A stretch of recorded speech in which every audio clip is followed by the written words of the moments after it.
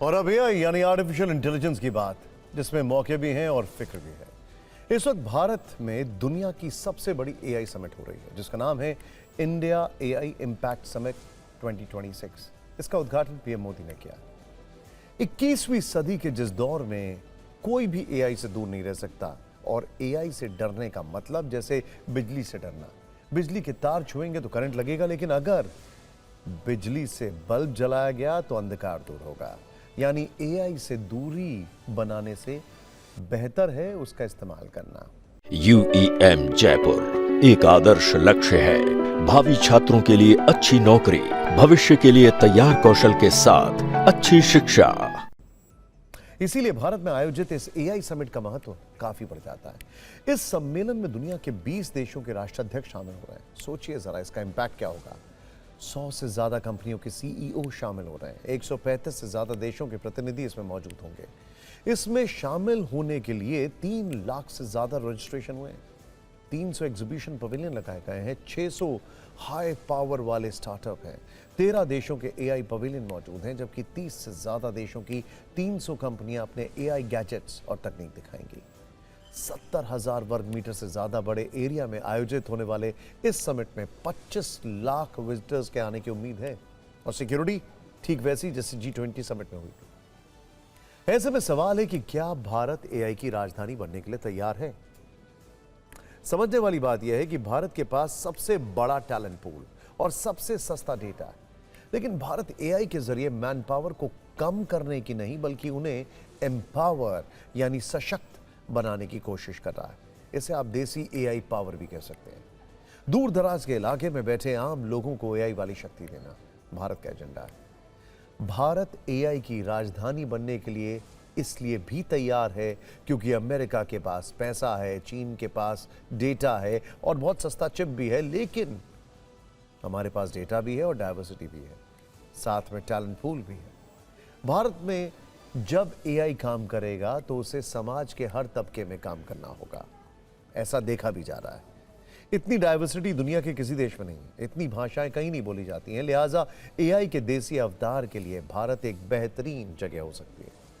इसीलिए दुनिया के बड़े बड़े एआई एक्सपर्ट्स इस महामंथन में शामिल हो रहे हैं। फिर चाहे गूगल के सीईओ सुंदर पिचाई हो, माइक्रोसॉफ्ट के फाउंडर बिल गेट्स हो, ओपन एआई के सीईओ सैम ऑल्टमैन हो, इतना ही नहीं, फ्रांस के राष्ट्रपति इमैनुअल मैक्रों भी इसमें शामिल होने कल पहुंच रहे हैं।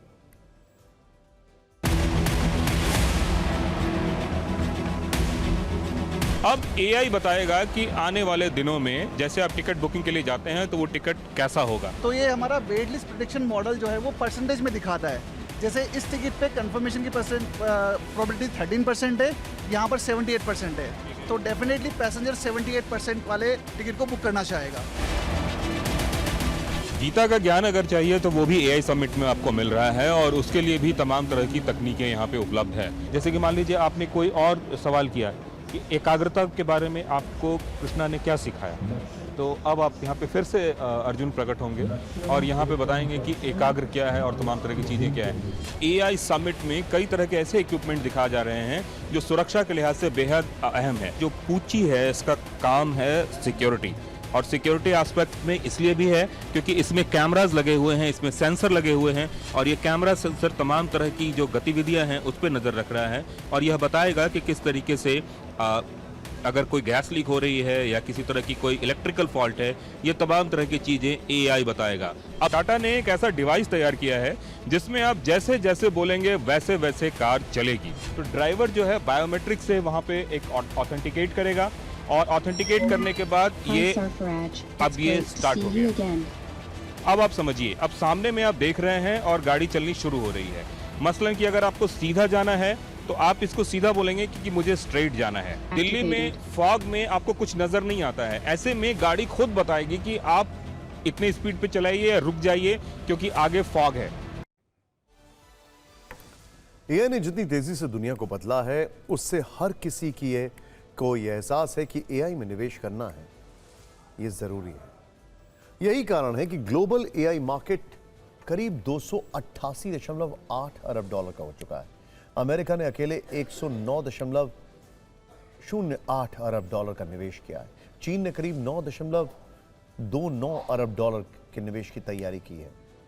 इंटरेस्टिंग बात क्या है कि चीन थोड़ा थोड़ा लीड ले रहा है, क्योंकि चीन इसके एप्लीकेशन पर फोकस कर रहा है और अमेरिका टेक्नोलॉजी पर। भारत ने 1.16 अरब डॉलर का निवेश किया है। एआई मार्केट में 39% हिस्सेदारी माइक्रोसॉफ्ट की है। कुल मिलाकर स्थिति यह है कि आज एआई दुनिया में हर छठे इंसान की समस्या सुलझा रहा है या सुलझा सकता है आने वाले समय में। एक्सपर्ट्स का दावा है कि दुनिया की 50% नौकरियों पर एआई का असर पड़ेगा, साथ ही ये 50% नए रोजगार के मौके भी पैदा करेगा। अमेरिकी इन्वेस्टमेंट बैंकिंग और फाइनेंस कंपनी गोल्डमैन सैक का यह दावा है कि अगर एआई का ज्यादा इस्तेमाल हुआ तो लगभग 6 से 7% नौकरियों पर असर पड़ेगा। वर्ष 2023 में हुए रिसर्च के मुताबिक करीब 30 करोड़ फुल टाइम जॉब्स के बराबर काम प्रभावित हो सकता है।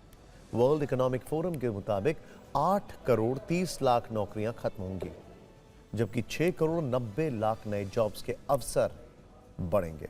मैकिन्सी के अनुमान है कि एआई के कारण 2030 तक 30% काम के घंटे ऑटोमेट हो सकते हैं, यानी ऐसी व्यवस्था बन जाएगी कि 100 में से 30 घंटे का काम खुद ब खुद अपने आप हो जाएगा। उसके लिए किसी इंसान की जरूरत नहीं होगी। और चाइना में तो ऐसा हो भी रहा है। कई जगह डार्क फैक्ट्रीज में काम होता है, अंधेरे में एआई टेक्नोलॉजी का इस्तेमाल हो रहा है, क्योंकि वो एप्लीकेशन को फोकस कर रहा है। अगर एआई की खतरे की बात करें तो एंट्री लेवल जॉब्स पर खतरा है, जैसे data entry, telecaller jobs, translator, भाषा आधारित नौकरियां, रूटीन राइटिंग जॉब्स, सामान्य अकाउंटिंग और audit, designing work, IT sector में एंट्री लेवल वर्क। वैसे एक्सपर्ट्स का यह भी मानना है कि आईटी में जॉब खत्म होने से ज्यादा जॉब के तरीके बदलने का खतरा है। जो एआई को एडॉप्ट कर लेगा उसे इसका फायदा नहीं होगा, उसे इसका फायदा होगा नहीं तो नौकरी पर खतरा रहेगा। एआई की एंट्री से अब डेटा एंट्री ऑपरेटर से डेटा क्यूरेटर बन जाएगा, यानी पहले काम था दिन भर फाइलों में नाम पता टाइप करना, यानी डिजिटल मजदूरी। अब एआई ये काम पलक झपकते ही कर लेगा। जूनियर कोडर से प्रॉम्प्ट इंजीनियर, पहले रात भर कोड की हजारों लाइनें लिखी जाती थी, अब एआई टूल्स खुद कोड लिख रहे हैं। ऐसे में नई भूमिका होगी प्रॉम्प्ट इंजीनियर की, जिसे एआई को सही से कमांड देना होगा। कॉल सेंटर से चैटबॉट आर्किटेक्ट, पहले हेडसेट लगाकर दिन में 100 बार एक ही सवाल का जवाब देते थे, अब चैटबॉट्स बेहतर जवाब दे रहे हैं। लेकिन चैटबॉट आर्किटेक्ट चाहिए जो एआई को देसी टच दे सकें। बैंक क्लर्क से एआई फाइनेंशियल एनालिस्ट, पहले पासबुक एंट्री और छोटे लोन वगैरह चेक करने का काम था, अब एल्गोरिदम्स खुद कुछ ही सेकंड में बता देते हैं कि किसे लोन देना है और किसे नहीं। ग्राफिक डिजाइनर से एआई विजुअल डायरेक्टर, पहले फोटोशॉप पर घंटों बैकग्राउंड हटाना, छोटी मोटी सजावट करना, अब एआई टूल्स एक लाइन लिखने पर पोस्टर बना देते हैं। इसीलिए नई भूमिका एआई विजुअल डायरेक्टर की है। इसमें एआई को विजन देने का काम करना होगा। वैसे एआई की दुनिया में कुछ नौकरियां ऐसी भी होंगी जो काफी सुरक्षित रहेंगी, जैसे इंसानों की देखभाल, इंटरैक्शन आधारित काम, कंस्ट्रक्शन, फील्ड वर्क। एआई के दौर में ये सुरक्षित रहने वाले हैं। एआई के कारण एंट्री लेवल जॉब्स खत्म हो रहे हैं या फिर उनका तरीका बदल रहा है। इसमें आईटी सेक्टर्स के जॉब को सबसे ज्यादा खतरा है। ये परेशानी उनके मार्केट शेयर में भी देखने को मिल रही है। बड़ा इंटरेस्टिंग है, ध्यान से देखिएगा आप इसको। पिछले 15 दिनों में, यानी कि सिर्फ फरवरी में, भारत का आईटी इंडेक्स करीब 15% गिर चुका है। 13 फरवरी को सेंसेक्स और निफ्टी में 1% से भी ज्यादा की गिरावट आई है। पिछले एक हफ्ते में टीसीएस और इन्फोसिस करीब 9% गिर चुके हैं। इन्फोसिस जैसी कंपनियों के शेयर एक महीने में 20% तक गिर चुके हैं। अब सवाल है कि इतनी बड़ी गिरावट क्यों है? इस गिरावट की सबसे बड़ी वजह एंथ्रोपिक नाम की एक कंपनी द्वारा लॉन्च किया गया एक नया एआई टूल है। निवेशकों को लग रहा है कि यह टूल सॉफ्टवेयर बनाने वाली कंपनियों के लिए कड़ी चुनौती बनेगा और इससे उनकी भविष्य की कमाई यानी रेवेन्यू पर बुरा असर पड़ेगा। दिल्ली में हो रही यह समिट जितनी दुनिया के लिए महत्वपूर्ण है, उससे ज्यादा ग्लोबल साउथ के लिए भी अहमियत रखती है। अभी तक 3 एआई समिट हो चुकी हैं, जिनमें 2 यूरोप के देश थे, लेकिन ग्लोबल साउथ में भारत पहला देश है जहां इसका आयोजन हो रहा है। यह बदलती दुनिया में भारत की नई डिजिटल कूटनीति का असर है। यह समिट भारत के टेक लीडर बनने के सपने के रास्ते बना सकता है।